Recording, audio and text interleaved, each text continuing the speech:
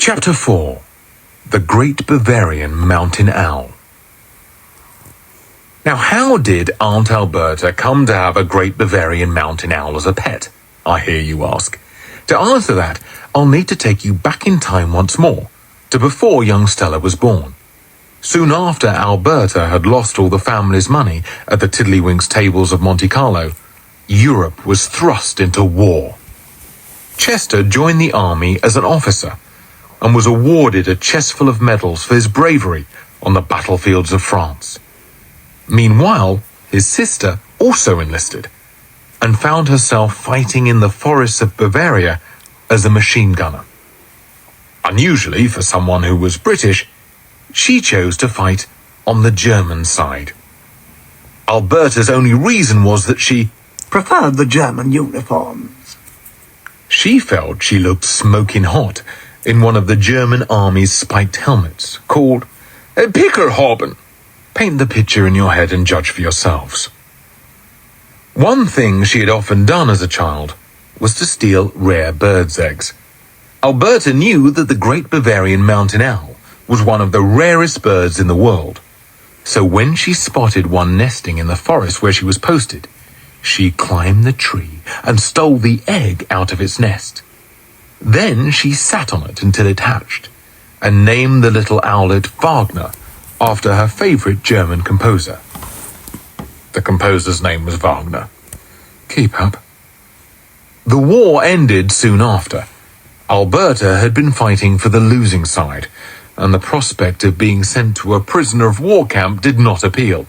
So she stole a Zeppelin, one of the huge German military airships. With the little owlet Wagner safely under her arm, she took to the air. At first, all went well. She piloted the Zeppelin hundreds of miles over mainland Europe. However, while flying over the English Channel, with the white cliffs of Dover in sight, disaster struck. The metal spike on her helmet burst the huge gas cell above her. Instantly, the Zeppelin started violently spurting hot air. The airship was really nothing more than a giant balloon after all. It farted its way across the sky at terrific speed, before crash landing into the sea with a... Alberta just managed to swim to shore. The owlet, still larger than the average owl, perched precariously on her head. Once safely back at Saxby Hall, she began training the bird. Wagner never knew his real owl parents, but quickly accepted Alberta as his mother. Indeed, the woman would feed the owlet live worms and spiders from her mouth, passing them from lip to bill. As Wagner grew, so did the treats. Soon she would feed him mice and sparrows she had caught in traps. Food became a reward, and over time, Alberta had taught her owl a number of impressive tricks. Fetching her slippers, flying a loop-the-loop, aerial reconnaissance, a military term she had picked up when fighting in World War I, which meant spying from the air, dive-bombing children's kites, stealing old ladies' knickers from washing lines, dropping stink bombs from the air at the village summer fete, delivering a letter or parcel within 100-mile radius, duetting with her on her favorite German opera arias. This was painful to listen to, as Aunt Alberta was an even worse singer than the owl.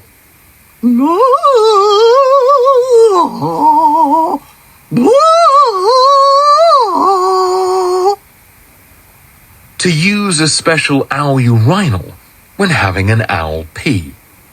To swoop on kittens and devour them in one gulp, bones and all. Meow! To make an apple strudel. You can recognize a Great Bavarian mountain owl by its massive ear tufts, its brown and grey feathers, its yellow eyes, its large head, its sharp black beak, its massive breast, its extra sharp talons. It has a height of 4 foot and a weight of 6.5 stone. Owling, owlery, owlcraft, owlistry, owlography, owlosophy, call it what you will, Alberta became an expert, or owlpert, to use the correct terminology, or owlology. Soon, she and her beloved Wagner became famous in owling circles. They even started doing photo shoots for specialist bird of prey publications, such as My Owl, Just Owls, Owl, Owls, Owls, Owls, Owls Only, Mature Owls, and Owling Monthly, the magazine for owls and their admirers. Once, they even appeared together on the cover of Twit Woo, very much the hello magazine of the owl world. Inside there were 12 pages of At Home with Photographs, and a lengthy interview where they talked about how they had met and their hopes for their future together. Of course, Wagner's answers were all in squawks. Alberta and Wagner. Wagner and Alberta. It was a very close relationship. The pair travelled everywhere together on Alberta's motorcycle, with Wagner in the sidecar. Both had matching leather flying helmets and goggles. What was more unusual still was that Alberta and Wagner also shared a bed. When Stella would bring her aunt her nightly glass of sherry, Alberta and Wagner would be tucked up together in matching striped pajamas, reading the day's newspapers. It was a bizarre sight. Another time, Stella heard the two of them splashing around in the bath together. It wasn't natural. It wasn't right. And it definitely couldn't be hygienic, especially not for the owl. However, this closeness between man and beast was not without purpose. For all this time, Aunt Alberta was training her owl to obey her every command, even to do unspeakable evil.